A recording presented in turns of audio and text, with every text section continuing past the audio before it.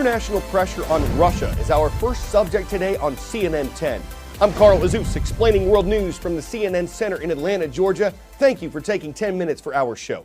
More than 20 countries have asked some of the Russian diplomats who are staying there to leave.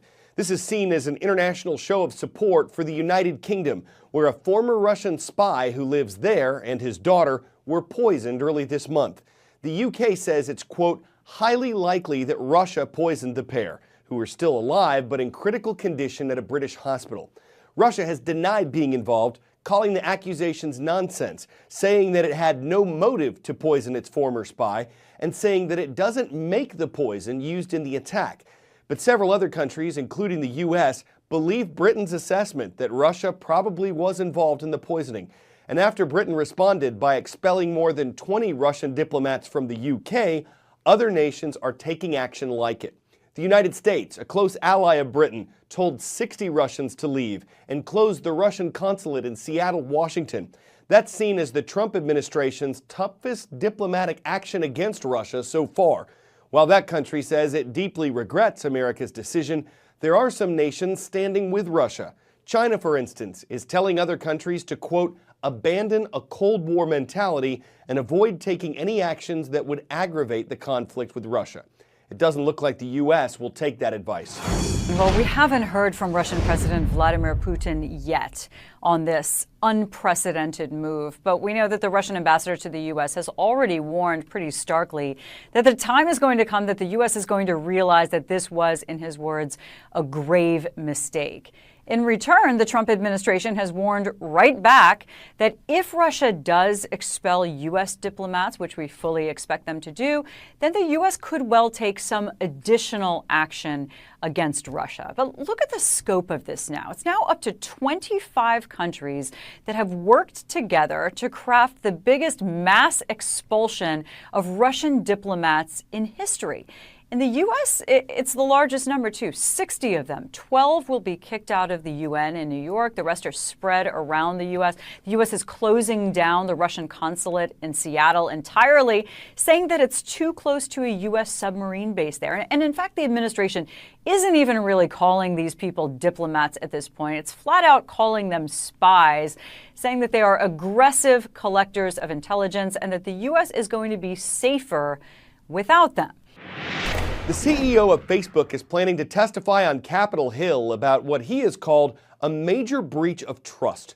We reported last Thursday on how a Facebook app had been used to gather information on as many as 50 million users and how it had shared that information inappropriately with a company that was trying to influence how Americans voted. Facebook says that sharing information like that was against its rules, but the company's reputation has taken a hit.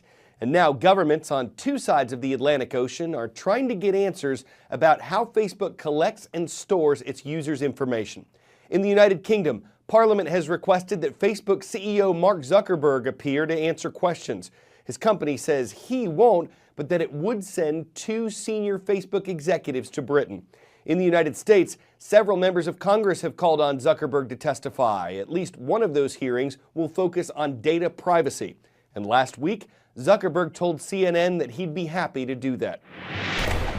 Facebook is keeping records of every phone call and text message you've sent. That's the surprise some Android users are discovering as people across the globe start taking a closer look at the data tech companies are collecting about all of us.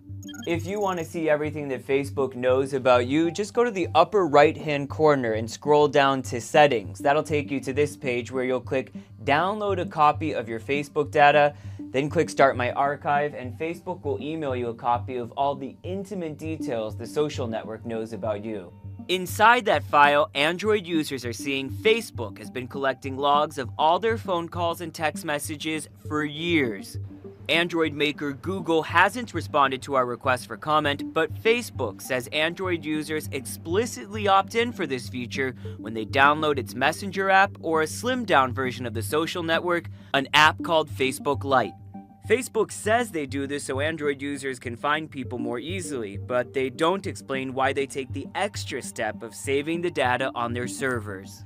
Users who don't realize they've been sharing this data are getting a rude awakening when they delete their Facebook accounts and look through this archived data for the first time. Even users who don't have the main Facebook app on their phone are finding out they've given over their call and text message logs too. Facebook says you can opt out of this feature at any time and they'll delete all the call and text message logs they have saved about you. To do that, Android users will have to go to Home, tap on their profile picture, then tap People, and under Synced Contacts, that setting can be turned on or off. And with the tech giant under scrutiny, every piece of data we share with the company, knowingly or not, is getting a second look. Samuel Burke, CNN, London. 10-second trivia. Approximately what percentage of the Earth's surface is covered by oceans? 16, 33, 60, or 71%? Most of our planet is underwater. Ocean water. It covers 71% of the Earth's surface. And as far as all the water on the Earth goes, the oceans hold 97% of it. Now you might think that those massive seas, teeming with all their life, would be a good potential source of energy. And you'd be right. The challenge is finding a way to harness that ocean energy. And the subject of our Tomorrow's Hero report has done exactly that. The sea was a big part of my life growing up. Most of our time as children was spent on the beach. Constantly seeing the power of the breaking waves, I really knew from firsthand the importance of renewable energy. My name is Ina Braverman, I'm 31 and I'm the co-founder of EcoWave Power. I was actually born in Ukraine. 2 weeks after I was born, the Chernobyl nuclear reactor exploded, causing the largest in history nuclear disaster. And I was actually one of the babies that suffered from the explosion. I knew from a very, very young age that I got a second chance in life and I want to do something good with it. EcoWave Power developed a unique technology for a generation of clean electricity from ocean and sea waves.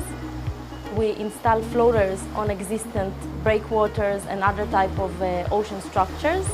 And the floaters are going up and down with the wave movement and are generating clean electricity from this resource.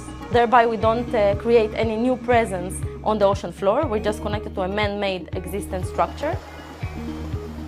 Most of the companies, they took all the conversion equipment and put it inside the actual floater. In our case, we put only the floaters in the water, all the rest of the equipment on land. This enabled a low price and a high reliability. Most people, they speak about pollution, but they don't really feel from first hand the effects of pollution. I really hope that all these countries, developing countries and even developed countries, will use this type of technology as a means of mitigating the pollution. Wave energy is a huge resource and it's completely untapped in the world at the moment. I always say that passion is the greatest renewable energy source. Everything is possible. Whatever you want to do, if you really, really believe it and if it's really your true passion, you should go with it.